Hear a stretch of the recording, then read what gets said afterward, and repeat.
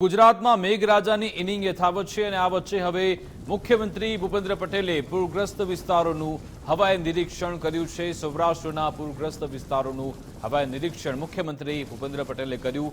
દ્વારકા અને જામનગરના પૂરગ્રસ્ત વિસ્તારોની સમીક્ષા કરી છે। હેલિકોપ્ટર મારફતે પૂરગ્રસ્ત વિસ્તારોનું હવાઈ નિરીક્ષણ મુખ્યમંત્રી ભૂપેન્દ્ર પટેલે કર્યું। તેમણે હવાઈ નિરીક્ષણ કરી સ્થિતિનો તાગ મેળવ્યો છે। મુખ્ય સચિવ રાજીવ કુમાર, એસીએસ પંકજ જોશી પણ તેમની સાથે હાજર રહ્યા।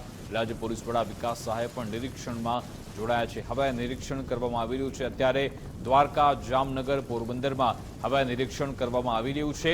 આપણે સૌ કોઈ જાણીએ છીએ છેલ્લા એક સપ્તાહમાં જાણે કે તબાહીનો વરસાદ વરસ્યો છે। દ્વારકામાં તો સતત રેડ એલર્ટ હતું। દ્વારકા, જામનગર, પોરબંદર, જૂનાગઢ આ બધા એવા જિલ્લાઓ છે કે જ્યાં ખૂબ જ ભારે તબાહી સર્જાય છે। એટલા માટે જ મુખ્યમંત્રી હાલ હવાઈ નિરીક્ષણ કરી રહ્યા છે। સંવાદદાતા નિકુંજ જાની ફોન લાઈન પર જોડાઈ ગયા છે।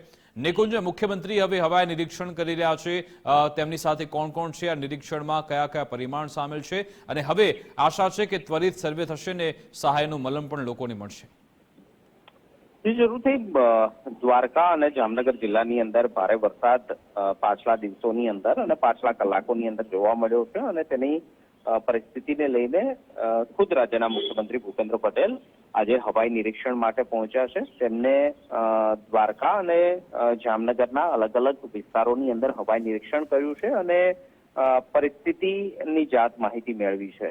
મુખ્યમંત્રી સાથે રાજ્યના મુખ્ય સચિવ રાજકુમાર અને મુખ્યમંત્રીના મુખ્ય અધિક સચિવ પંકજ જોશી તેમજ રાજ્ય પોલીસ વડા વિકાસ સહાય પણ તેમની સાથે છે અને તેઓ હવા નિરીક્ષણ મારફતે પરિસ્થિતિ કયા પ્રકારની છે તેનું નિરીક્ષણ કરી રહ્યા છે। આ હવાઈ નિરીક્ષણ બાદ દ્વારકા ખાતે સંબંધિત તંત્રના અધિકારીઓ સાથે એક બેઠક પણ કરશે, સમીક્ષા બેઠક હશે, જેમાં નુકસાની અને જે પ્રકારની પરિસ્થિતિ છે તેનો તાગ મેળવવામાં આવશે।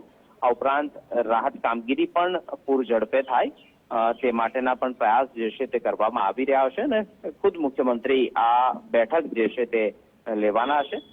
તેઓ હાલ હવાઈ નિરીક્ષણ કરી રહ્યા છે અને થોડા સમય બાદ તેઓ તંત્ર સાથે એક બેઠક પણ કરશે અને સંભવિત રીતે એ પ્રકારની શક્યતાઓ જોવાઈ રહી છે કે આ પાણી જે હાલ ખેતરોની અંદર ભરાયેલા છે તે પાણી ઓસર્યા બાદ પાક નુકસાની, ખાસ કરી જે વાવેતર થયું હશે તેની અંદર જે પ્રકારની નુકસાની થઈ હશે તેનો સંબંધિત અહેવાલ જે છે તે જિલ્લા કલેક્ટરો મારફતે અને ખેતીવાડી અધિકારીઓના મારફતે રાજ્ય સરકાર અને કૃષિ વિભાગ તરફથી મેળવવામાં આવશે અને ત્યારબાદ નુકસાનીનો એક પ્રાથમિક અંદાજ આવ્યા બાદ રાજ્ય સરકાર દ્વારા રાહત પેકેજ અથવા તો ખેડૂતો માટે સહાયતા રાશિ જાહેર કરવામાં આવે તેવી હાલ શક્યતાઓ જોવાઈ રહી છે। બિલકુલ, આભાર નિકુંજ, તમામ જાણકારી આપવા બદલ, અમારી સાથે જોડાવા બદલ।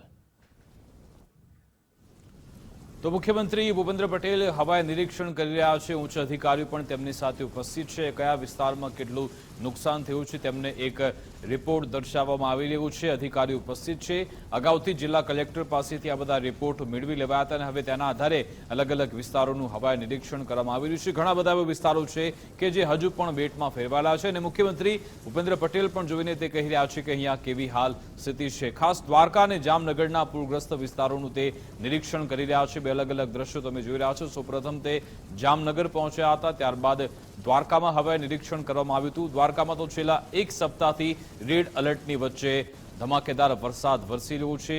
મોટાભાગના વિસ્તારો બેટમાં ફેરવાઈ ગયા હતા અને ન માત્ર ખેડૂતો પરંતુ વેપારીઓ, નાના શ્રમિકો આ બધા પણ પરેશાન થયા છે। ઘણા બધા એવા લોકો છે કે જે રોજે રોજનું કમાઈને ખાય છે, તેમની સ્થિતિ પણ ખૂબ જ કફોડી થઈ છે। લોકોને ઘરવખરીનો સામાન પલળી ગયો છે અને ઘણા બધા એવા લોકો છે જેમને હજુ પણ શુદ્ધ પાણી, શુદ્ધ આહાર નથી મળી રહ્યું। તેમનું જે આજીવિકા છે તે છીનવાઈ ગયું છે। તેવામાં સહાય પેકેજ કેટલું જરૂરી છે, ક્યાં કેટલું પેકેજ આપવું, ક્યાં કેટલું સહાયનો મલમ લગાવવો તે માટે અત્યારે નિરીક્ષણ થઈ રહ્યું છે।